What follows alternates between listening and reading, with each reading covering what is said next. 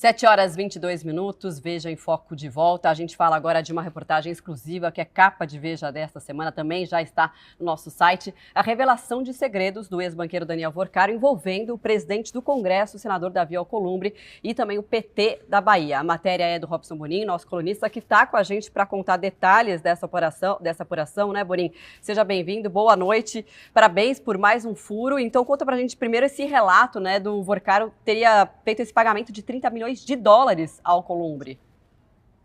É isso, Marcela. Boa noite a você, boa noite pessoal que está nos acompanhando em casa.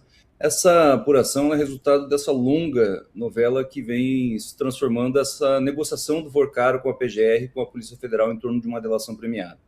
A primeira delação dele foi rejeitada, e aí, como uma forma de demonstrar que ele tinha de fato interesse em revelar os crimes que ele cometeu e apontar o dedo para autoridades que ele corrompeu, ele resolveu levar aos investigadores novos relatos que demonstravam pagamentos como esse que a gente está revelando agora, que trata do presidente do Congresso, o senador Davi Alcolumbre.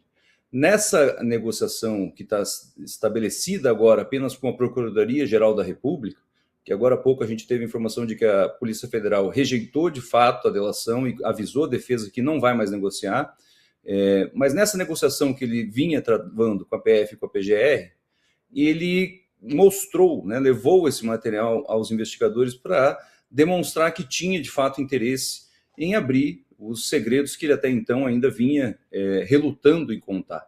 E essa é a operação que ele conta, nessa fase da investigação, ele é muito resumida porque os investigadores precisam fechar um acordo para aí sim ele prestar depoimentos e dar todos os detalhes do que ele de fato tem a confessar. Então, nessa conversa preliminar, ele apresentou, os advogados de defesa dele apresentaram aos investigadores essas informações de que o Davi Alcolumbre teria recebido no exterior um repasse de 30 milhões de dólares que teria sido mediado por intermédio do ex-sócio do Vorcaro, o empresário Augusto Lima, que também é muito ligado ao petismo da Bahia e formalizou, viabilizou essa operação fora do país.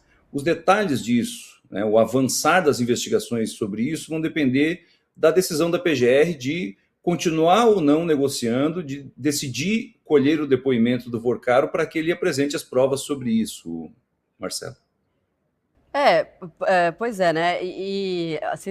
Você fala isso na matéria, né? Sobre o que a defesa do Vorcaro também fala sobre esse andamento das delações. Você falou então que a PF agora rejeitou esse acordo de delação premiada, é isso? É isso. Hoje a Polícia Federal comunicou formalmente à defesa do Daniel Vorcaro que para a Polícia Federal essa segunda proposta não serve. Então, desculpa, pode terminar. E aí, portanto, se estabelece aí essa divisão, porque a PGR, a Procuradoria-Geral da República, continua na mesa negociando com o Daniel Vorcaro. E aí, por causa dessa divisão, e nos bastidores, a gente conta os bastidores disso na matéria, há uma guerra fria, uma verdadeira guerra fria instalada lá no Supremo. No centro disso tudo, o gabinete do ministro André Mendonça, que é quem está conduzindo as investigações. E os investigadores, né, as fontes da investigação com quem a gente conversou durante a semana, eles são muito claros em detalhar como os relatos do Vorcaro ainda são insuficientes, e que apesar dele apresentar essas informações contundentes, ele ainda oscila muito em entregar as provas nesse momento da investigação.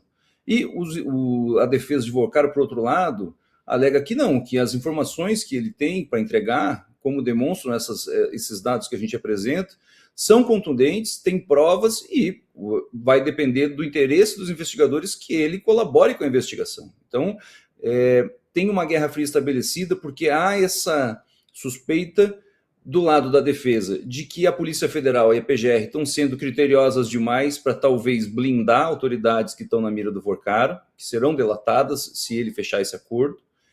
E há também essa percepção dos investigadores que o Vorcaro pode estar fazendo jogo duplo.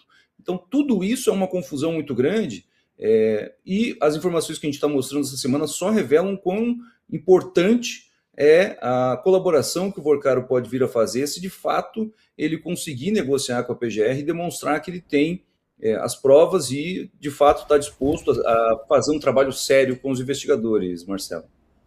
Pois é, até isso que você falou que eu ia falar aquela hora, né? Desse movimento que a defesa acredita de tentar frear, de alguma forma, as investigações, né, envolvendo determinados nomes. Agora também você também tem relato na sua apuração de que tem envolvimento do Vorcaro com o PT da Bahia, né?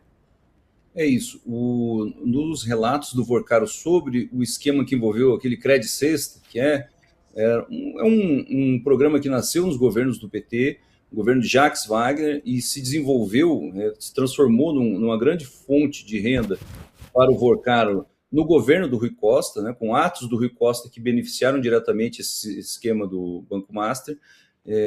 O banqueiro ele relata como tudo isso se desenvolveu e cita especialmente o Rui Costa como o grande ator, né, desse processo todo de desenvolvimento e de um negócio que de fato estruturou o que o Banco Master viria a ser, como a gente conhecia, essa grande estrutura luxuosa que pagava quantias milionárias a autoridades da República.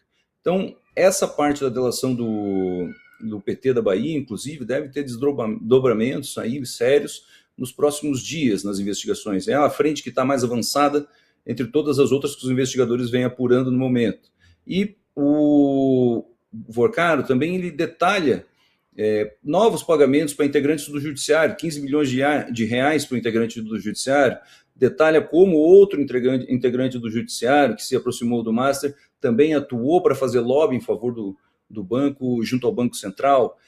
São elementos que vão mostrando que ele tem, de fato, condições de desmontar uma rede de figuras importantes da República que se curvou os interesses financeiros do banco, recebeu muito dinheiro para isso e atuou, de certa forma, em alguns momentos, para cobertar as fraudes que a gente sabe que hoje superam 50 bilhões de reais, né, Marcelo? E tudo isso tem levado o ministro André Mendonça a procurar os investigadores, primeiro para garantir segurança aos investigadores, de que eles terão total liberdade para atuar com imparcialidade e para fazer um trabalho independente sem escolher alvos. Essa é a determinação que o ministro deu aos investigadores, segundo as fontes da investigação com quem a gente conversou. Mas, ao mesmo tempo, o ministro também está muito preocupado com o andamento dessas investigações.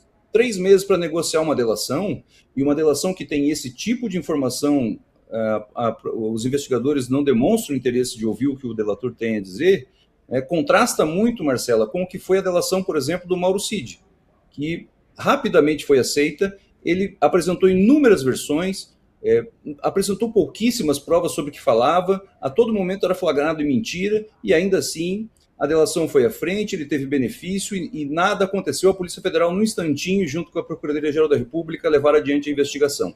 Por que agora, em fatos tão graves, a Procuradoria-Geral da República e a PF resistem tanto a aceitar um acordo do Vorcaro? São essas questões hoje que estão na mesa, que estão sendo consideradas aí lá no Supremo também, Marcelo. Perfeito, Boninha, exatamente, né? Porque essa diferença de tratamento, né? É claro que a pauta é diferente, mas não tem que mudar, né? O critério tem que ser o mesmo. Obrigada, Boninha. Parabéns aí pelo trabalho. Até mais. Valeu, até mais. Gente, o governo vai